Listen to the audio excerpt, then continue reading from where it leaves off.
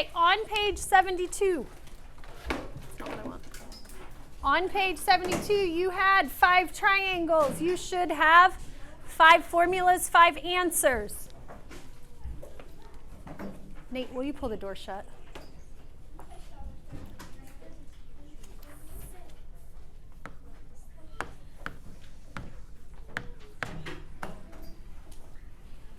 Okay, so on page 72, there were 2 at the top. Okay, the one on the left at the top was 12. The one on the right was 6. What did you do wrong if you have 24 and 12? Those are common wrong answers. If the door is closed, you close it. You didn't divide. You didn't divide by 2. That is a common error, okay? So if you had 24, it means you didn't divide by 2. If you had 12 for this one, you forgot to divide by 2. Now, we're going to look at this one in just a second.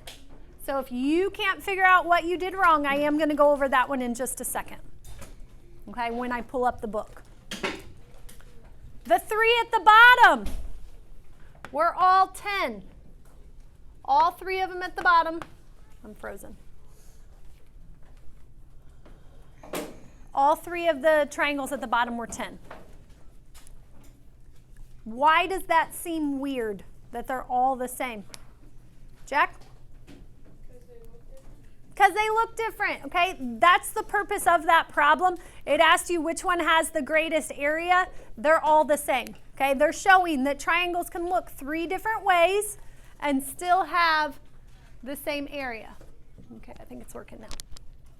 So again, all of the bottom ones are 10. Okay, and the purpose of that problem is showing you shapes can look different and still take up the same amount of space. I need your point sheet and then you may go, yes. Let's fix this. And don't pick at it, please.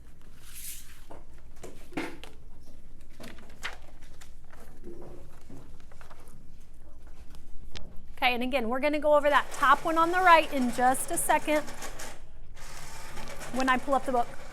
On page 81.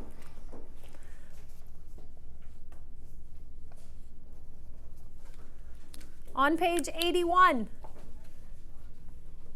Problem number 2. We're going to do number 1 together. Problem number 2.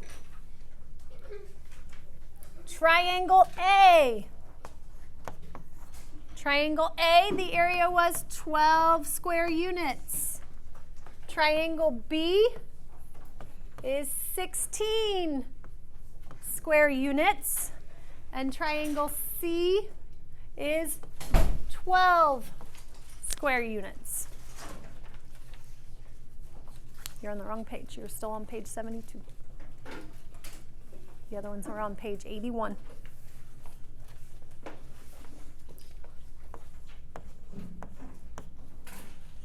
Okay, besides this one up here, besides the second one on page 72, are there any of the answers up here that you need me to go over? Besides the second one on page 7, they're not numbered, so the second one on page 72, the one where the answer was 6. Besides that one, are there any other ones you want me to go over in a second? Okay. Let me get the book up. I'm going to go over problem number 1 on page 81 first, and then I'll go back to page 72 and do that second one.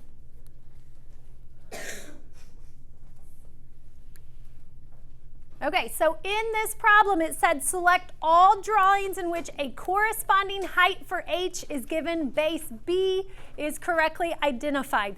What do all of those hard words mean? Haley, what does that mean? What is this problem asking me to do?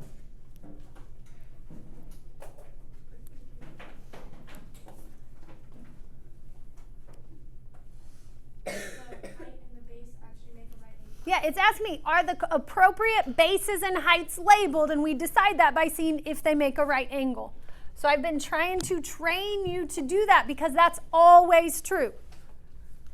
So if I highlight the base and the height here, Carter, do those two form a right angle?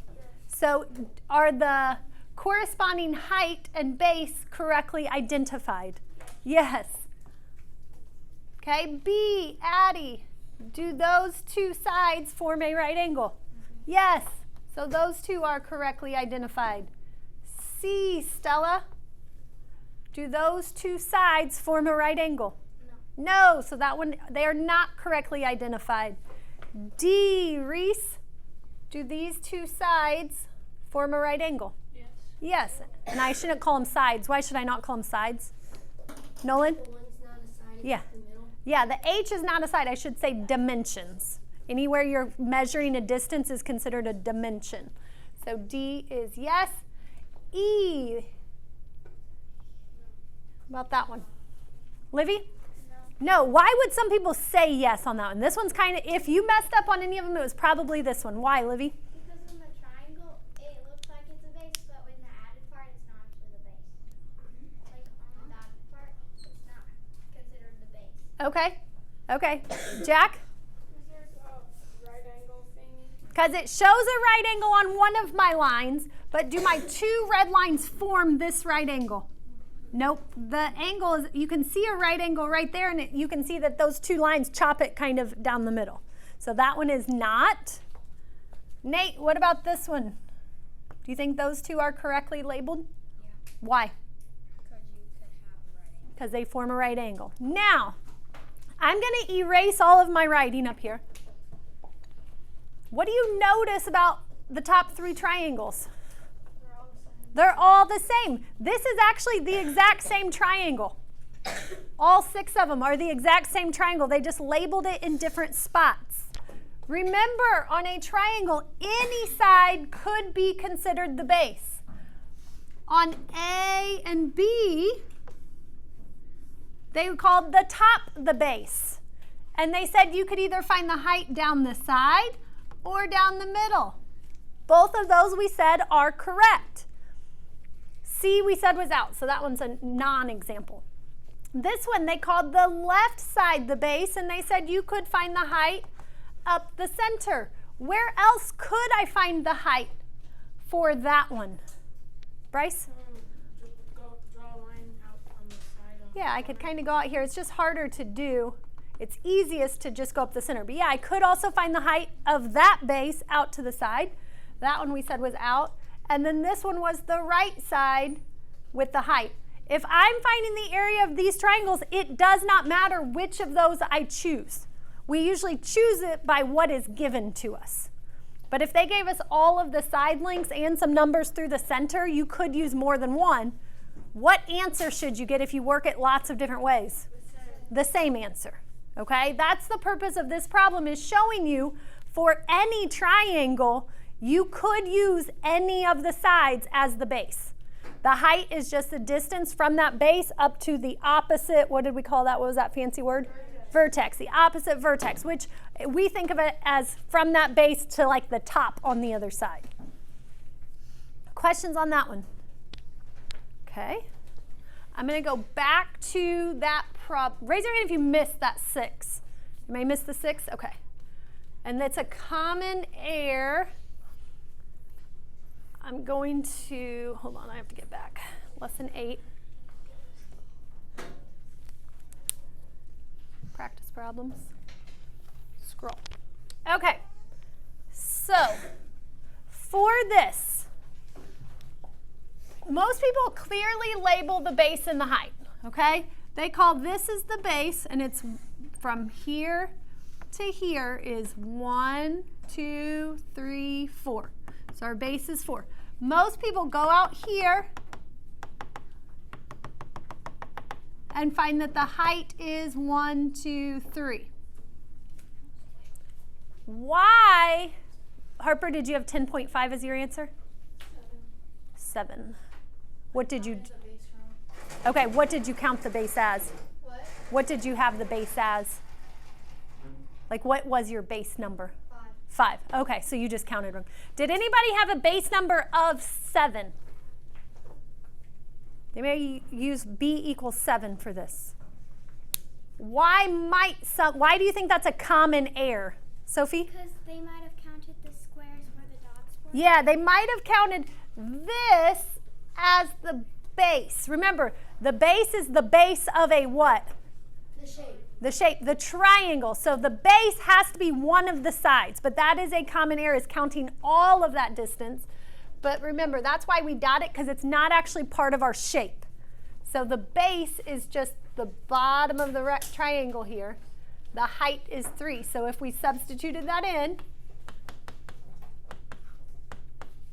it would be 4 times 3 over 2, 12 over 2, which is 6.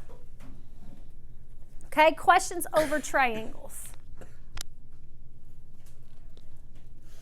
Thoughts on triangles? Sophia, what do you think? Easy, hard? Easy. Okay. Yes? You like the formula? Meh. It's a little complex. It's more complex than the others. Okay? If you do not like the triangle formula, you will hate the next formula. Okay? Today we're going to start talking about trapezoids. Let me pause this real quick and get this paper passed out. No. Have a seat. Okay, so we are going to talk about trapezoids today. So first, we have to figure out what are trapezoids. I know you've heard that word before. I know you've seen them before. What are they comparable to or what do you think they're easily confused with that we've already done? Sophia? Parallelograms. So let's talk about the difference between them. My notes problem with the file. That's great. Let me get out of it and go back into it. You know what parallelograms are. You have those up here. Look at the piece of paper in front of you. You can see 4 different trapezoids. 4 different trapezoids on there. What do you think one of the differences is? Jack? Yeah, trapezoids only have 1 pair of parallel sides. What was our definition for parallelogram? Quadrilateral with 2 sets of parallel sides where opposite sides are congruent. Yes. So, revisit definition of a trapezoid. Let's write this right here. Is it still a quadrilateral? Yes. What is a quadrilateral, Nate? 4-sided figure. Good job. So let's write a quadrilateral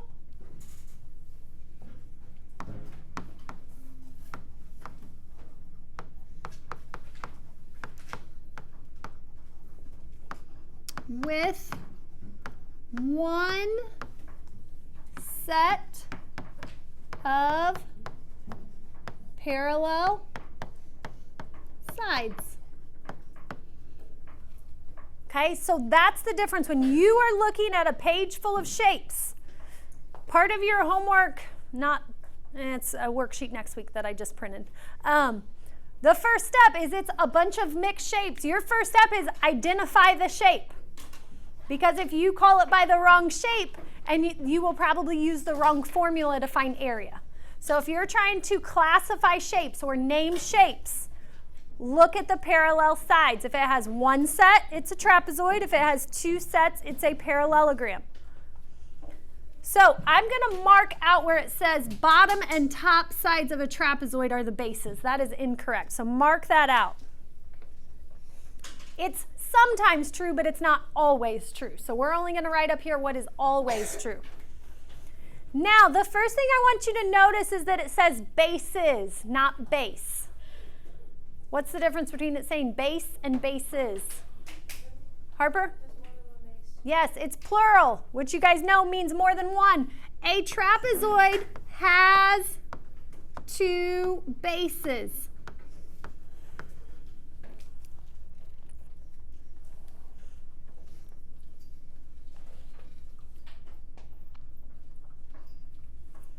Does anyone think they know how I identify which ones are the bases? Because there are 2 of them. So out of the 4 sides, 2 of them are bases. Livy?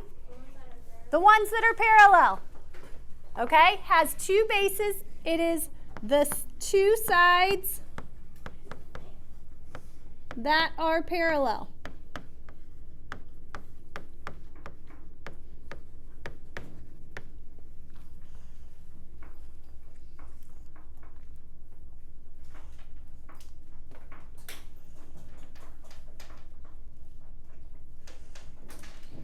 So we're going to actually do this example to the right as we're coming up with the definitions.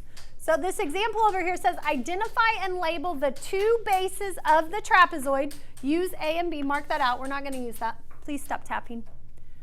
And label the height or H. We are going to use H. Who thinks they can identify the two bases in this problem? In this one, Stella? The two sides. There's 4 sides, so which 2? You got to be more specific. Parallel sides. Which ones are parallel? Use words like left, top, bottom, right. Left and right. These 2 sides are parallel? What does parallel mean? Two straight lines. That would never intersect if I extended them. Watch my hands. If I extend these 2 lines, Oh, wait, yeah. they would cross right there. So is it those 2? No, it's top and bottom. Yes, the top and bottom. So label this with a B and this with a B. They are both the bases, but we have to call one of them base 1 and one of them base 2. It does not matter which, okay? But there is a special way to note that it's base 1 and base 2. We've learned about superscripts before, or exponents. What are exponents? Where are exponents located? Where are exponents located in relation to the number? Top right, okay? Subscripts are located bottom right. So here we call this base 1, and we just put a little 1. It's like an exponent, but instead of it being up high, it's a little bit lower than the number. And this one would be base 2. Same thing, it's just a little 2. It's not the same size as the number. Okay, it's like an exponent, except instead of being up at the top, it's down at the bottom. See the poster missing from the wall right there? It actually might be on that poster. Let me see, it fell. Is that what's here? Nope, it's triangle. Okay? Now, we have to find the height, but I want to give a definition of how to find the height. We already know that the bases and heights of any figure must form a what? A right angle. So we're going to add that. That's important, so you can probably already picture it. How could I put into words what the height is? Jack? A line that forms the right angle. Without saying the word right angle. Because it's not always a line. Because like right now, there is no line. So if we said the line that forms a right angle, it's non-existent. Nolan? The distance between the two bases. Good job. The distance between the two bases. Can you guys all visualize that? The distance between those two bases. Where are you thinking, Addie? If you're thinking about the distance between the bases. What distance are you looking at?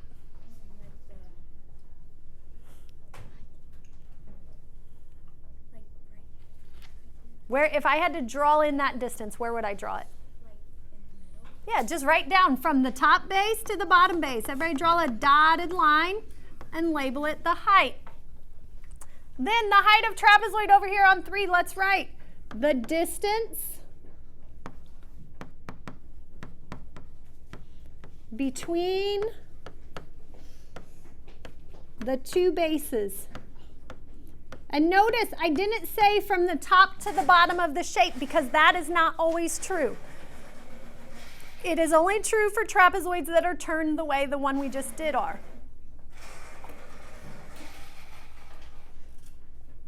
Let's look at that second one. Let's label the same things, the bases and the height.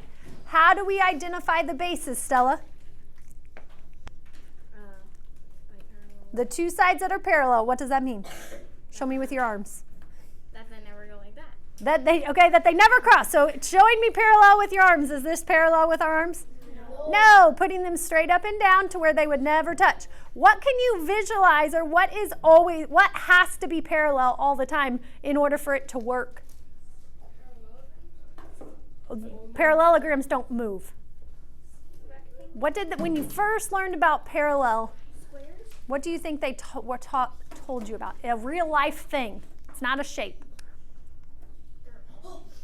Nolan. A tissue box. No. Railroad tracks. Why do railroad tracks have to be the same distance apart all the time? So the train doesn't fall off. Because can a train just make its wheels go in and out? No. It did, but that was not because of the track not being parallel. They're pretty sure that was because the dip in the track. Because the ground is sinking. The ground is sinking.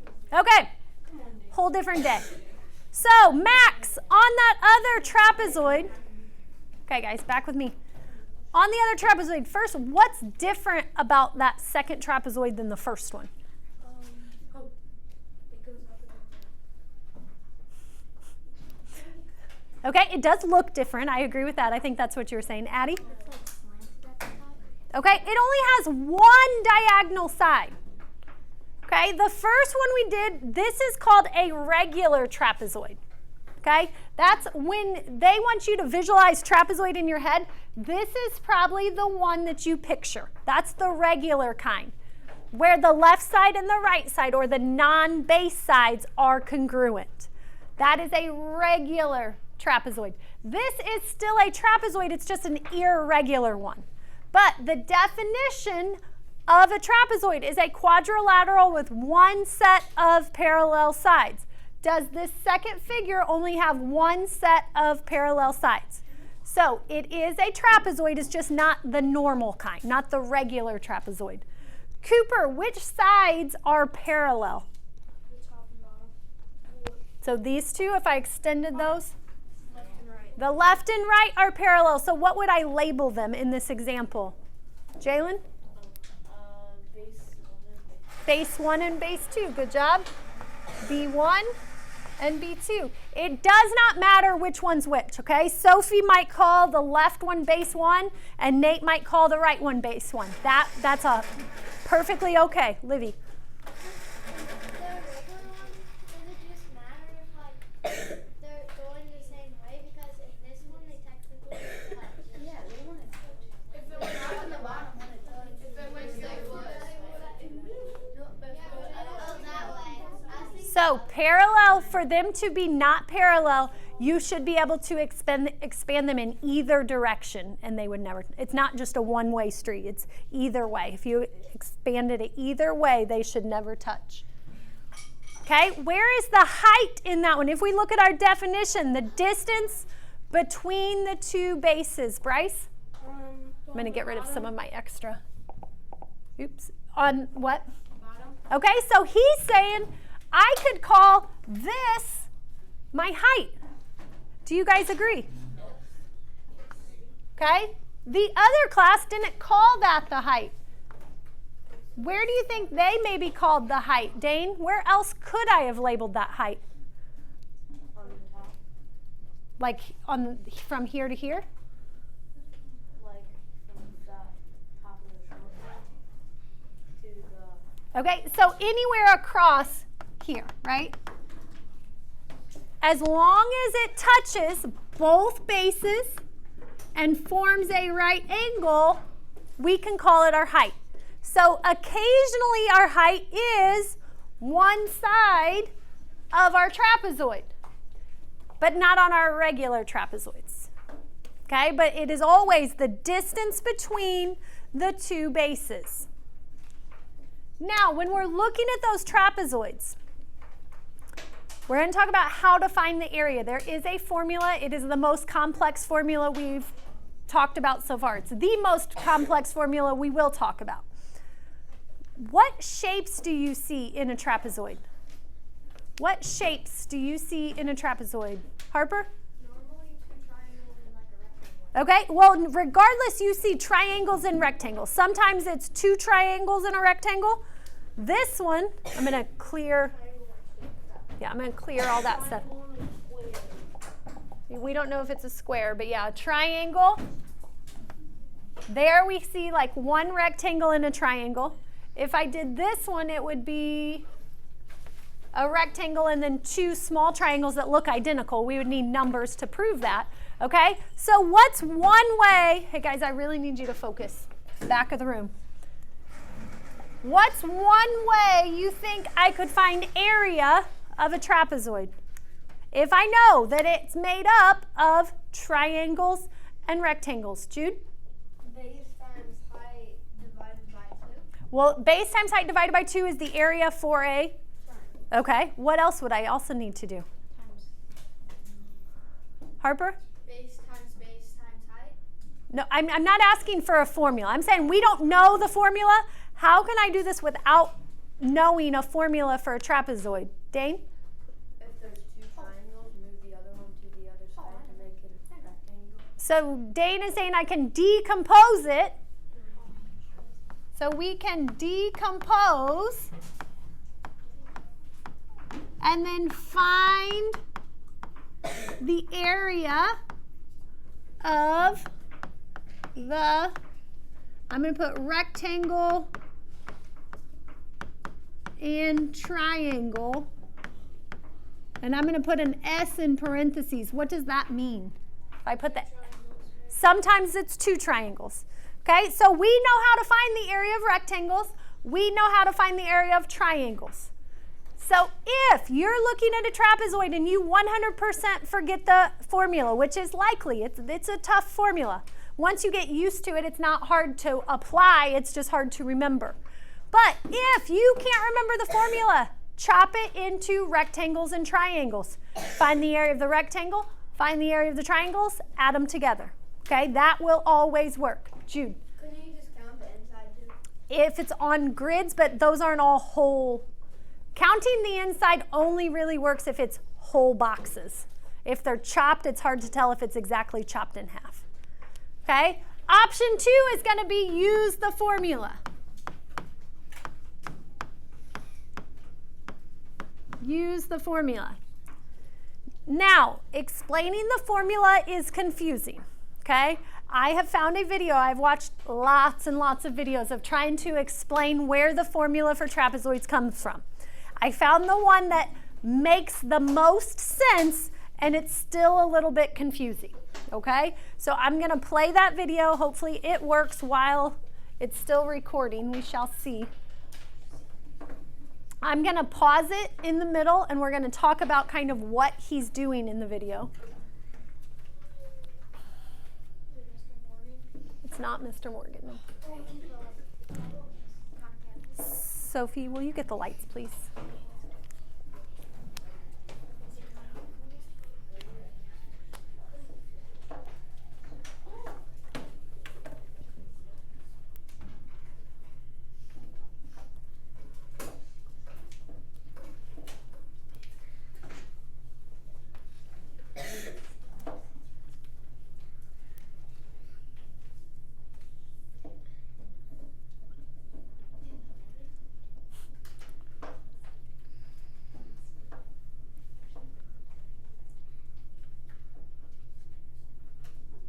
I'm just going to leave it small just because it's already struggling because I'm recording and on the internet, so it's going really slow already.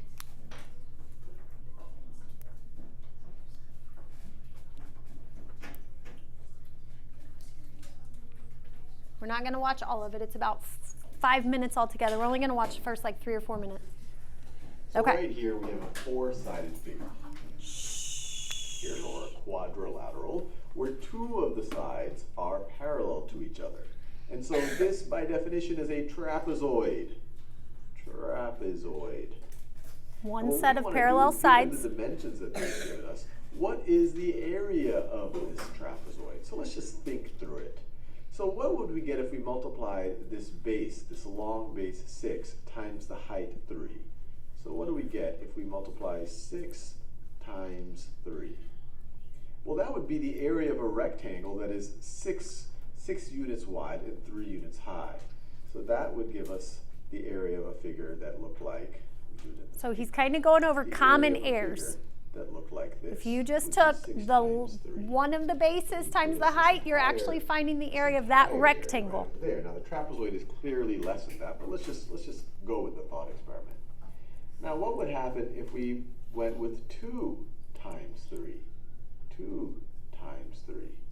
Well, now we'd be finding the area of a rectangle that has a width of 2 and a height of 3. So you could imagine that being this rectangle right over here. So that is this rectangle 2 times 3 rectangle. Now, it looks like the area of the trapezoid should be in between these two numbers. Maybe it should be exactly halfway in between. Because when you look at the area difference between the two rectangles, and let me color that in. Let me color. So this is the area difference on the left-hand side, and this is the area difference on the right-hand side. If we focus on the trapezoid, you see that it reclaims, if we start with the yellow, the smaller rectangle, it reclaims half of the area, half of the difference between the smaller rectangle and the larger one on the left-hand side. It gets exactly half of it on the left-hand side, and it gets half the difference between the smaller and the larger on the right-hand side. So it completely makes sense that the area of the trapezoid, this entire area right over here, should really just be the average. It should exactly be halfway between the areas of the smaller rectangle and the larger rectangle. So let's take the average of those two numbers. It's going to be 6 times 3 plus 2 times 3. So he's saying if you find the area of both rectangles and then you find the number in the middle, you average them. Add them up, divide by 2, that'll give you the area. Let's take the average of those two numbers. It's going to be 6 times 3 plus 2 times 3. All of that over 2. So when you think about an area of a trapezoid, you look at the two bases, the long base and the short base. Take the area of each of, or multiply each of those times the height, and then you can take the average of them. Or you can also think of it as, this is the same thing. So now he's just rewriting that same problem different ways. I'm just factoring out a 3 here. 6 plus 2 times 3 times 3, and then all of that over 2, which is the same thing as, and I'm just writing it in different ways. These are all different ways to think about it. 6 plus 2 over 2, and then that times 3. So you could view it as the average of the smaller and larger rectangle. So you multiply each of the bases times the height. Okay, I'm going to pause him. Those are 3 different ways to work this same problem. He has numbers in there. Which of those, if I gave you those problems, which one looks the easiest to work? Jude, which one do you think? The first one, the middle one, or the last one? The first one. Okay, you think the first one looks the easiest? Okay, Jalen, do you agree? No, Which, you think the last one? No one thinks the middle one? I think the middle. Okay, raise your hand if you think the first one looks easiest. Second one. Third one. Okay, so you guys are more divided. The other class all liked the middle one. And actually, the formula is pulled in this form. Okay, so on your notes page, I'm going to leave this up. On your notes page where you see the giant A under that bullet point that we just filled in. In a formula, and we're going to write this. I'm going to put it right here. You guys have that giant A on your notes page. He has 6 and 2. Formulas, do we usually have numbers? No. What is usually, it's usually variables. So what is this 6 and this 2 representing in that shape, Nolan? Base 1 and base 2. Base 1 and base 2. So our formula actually has B1 and B2 in it. So we always show base 1 plus base 2. But does it matter which one I call base 1 and base 2? No. So in the formula, I always put 1 first because 1 comes before 2. But when I'm picking it out, it really doesn't matter. What is the 3 representing? I'm going to put times. Height. Sophie? The height. So I'm going to put H. Yep, times. That's a times sign up there. So base 1 plus base 2 times height. What am I missing? Ethan? All divided by 2. Do I need a variable in place of that 2? Why did he divide by 2? What was he actually doing? Nolan? Getting the average. Okay, doing the average. What else? What other word did he use that we talked about yesterday? that we divide by 2 sometimes when we hear that word? He is taking, that means multiply. Half. Okay, because he said it was half of it, that's why he's dividing by 2. So our formula, and again, it's not super pretty, but I'm going to show you it's not terrible to use, is the quantity, that means put parentheses around it, base 1 plus base 2 times height all over 2. It's a hard one to remember. It's not super hard to use. Does everybody have that copied down? I'm going to have to clear it. Okay, Soph, will you get the lights? We're going to go to those 2 examples at the bottom. Close that out. We're done with it. Shh. Hey guys, we don't have much time left and we still have some examples to get through. It says find it using different ways. I'm not going to decompose and rearrange. We're just going to practice using the formula. Okay? For this one, first thing we're going to do is write our formula. You might have to squeeze it on the grids here, but A equals base 1 plus base 2 times height all over 2. Again, it's hard to remember. The more we write it, the more likely we are to remember it. Now we have to substitute in our numbers. Naomi, which side do you want to call base 1? Okay, the bottom. So everybody label this bottom B1. And then let's count how long this side is. 1, 2, 3, 4, 5, 6, 7. So base 1 is 7. Sophia, which side is base 2? The top. How did we know that those 2 were our bases, Cooper? Because those are the 2 parallel sides. Good job. Nate, what other number do I need to find? The height. Where can I find the height? So the distance between those bases, right? So let's show an imaginary line down. Show that it makes a right angle. We're going to label it H. How big is our height? 3.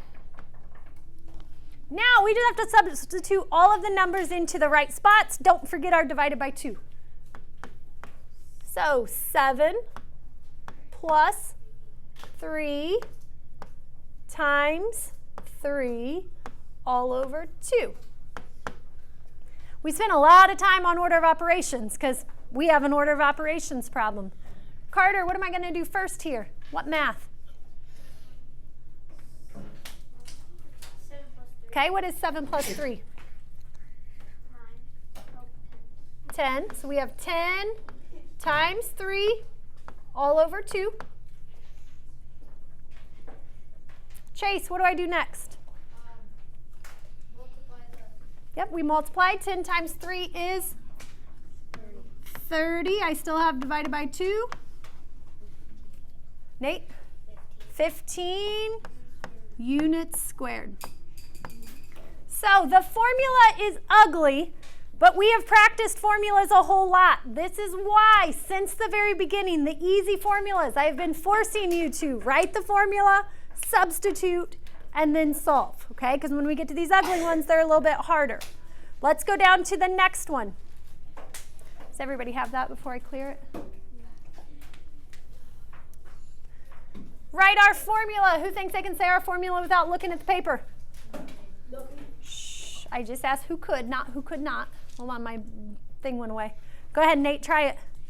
A equals B1 plus B2 times height. And that equals? Ooh, he was so close. He said A equals B1 plus base 2 times height. Cooper. Divided by 2. He forgot divided by 2. If you forget something, that's probably what you will forget. Okay, so just remember it's always all over 2. So let's write it. A equals base 1 plus base 2 times height all over 2. Is it important that I have those parentheses? Because without them, would I add those numbers first? No, I would do the multiplication if I followed my order of operations. So, which 2 numbers are my bases, Haley? 13 and 31. Okay, which one do you want to call base 1? 31. 31. Okay, so I'm going to write that this is base 1. This one is my base 2. I'm going to substitute them in. 31 plus 13. Would it be okay if she called them the other way around? Yes. Yes. Jude, what is my height? 15. How do you know? Because it has a line and then it makes a right angle and it says 15 feet. It is the distance between my bases, and yes, it forms a right angle with both bases. And then I can't forget all over 2. To save time, I will help you with the math here. 31 plus 13 is 44 times 15 over 2. Anybody already done the math? 44 times 15, 660. Might have to go out to the side and do some algorithm there. I'm just super smart, or I already worked it once today. What is 66 divided by 2? 330. Label? Feet squared.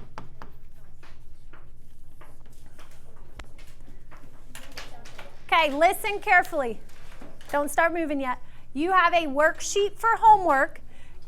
There are 9 problems on the front. There are a bunch more on the back. What's the board say up there?